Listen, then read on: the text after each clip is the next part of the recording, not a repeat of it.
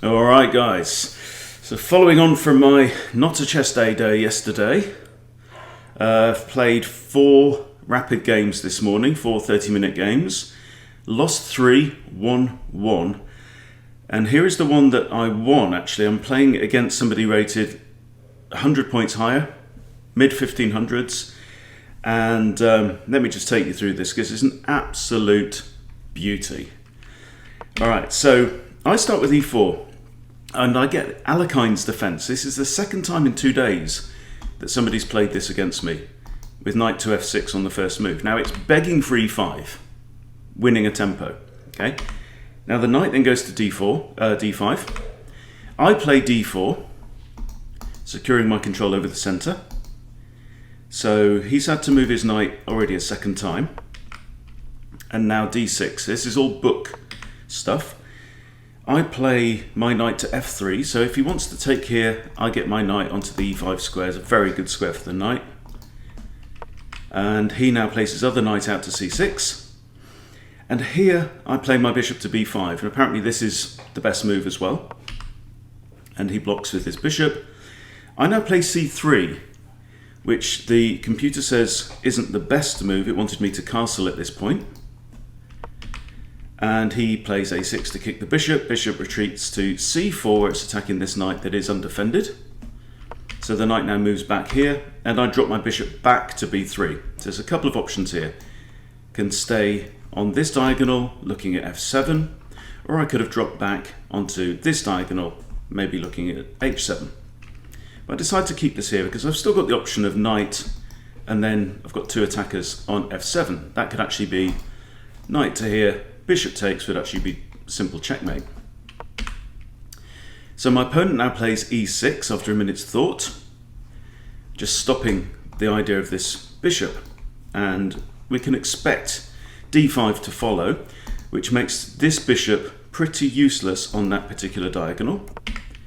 So now I decide to castle first, before we continue, and now d5 comes.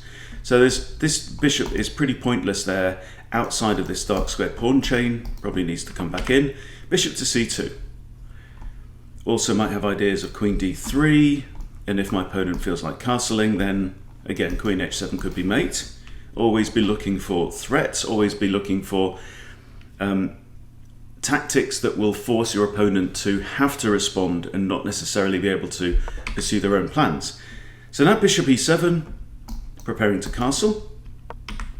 And I play my queen up to d3. This stops him from castling, because if he castles now, checkmate. And f5.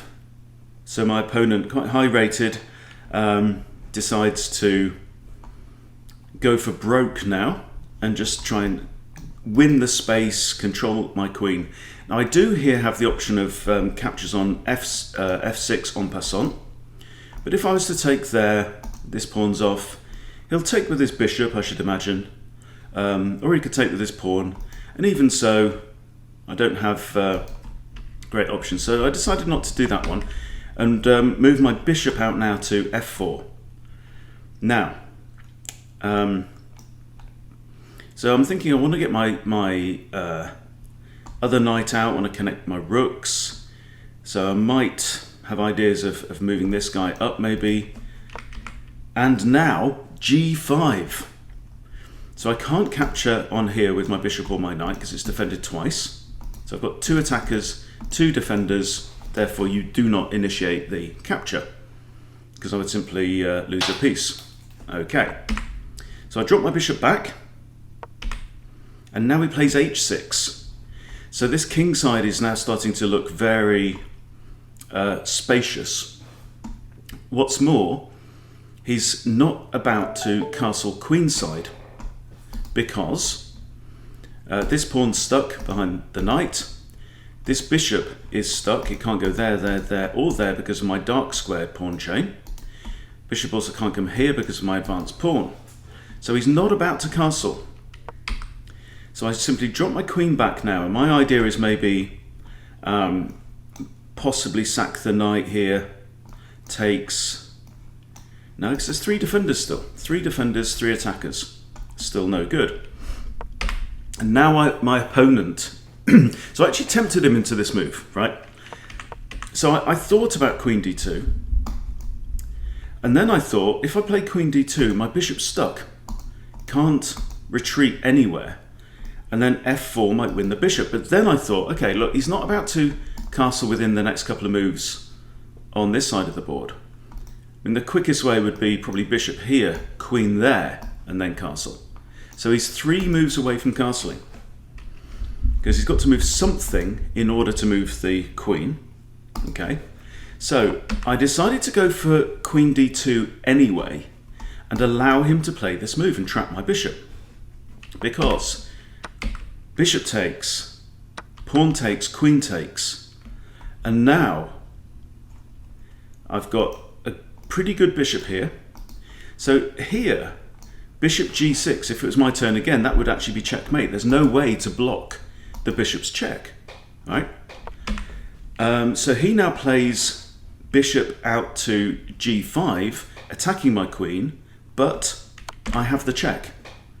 The check is there, and there's actually only one legal move. The king can't come here because of my queen, and so the only legal move, because the check can't be blocked, is king e7, queen f7, checkmate. Beautiful, beautiful finish. And what an aggressive game, and this is really what I'm trying to work on at the moment here. There could even have been ideas of, capture the bishop and win a pawn, come there with check. Again, I think that would also be checkmate, interestingly enough. No, it wouldn't. King has that, but then queen to here, and it's all looking very, very bad for black. So very, very interesting game. Now, what's even more interesting is that the computer here proposed an alternative move.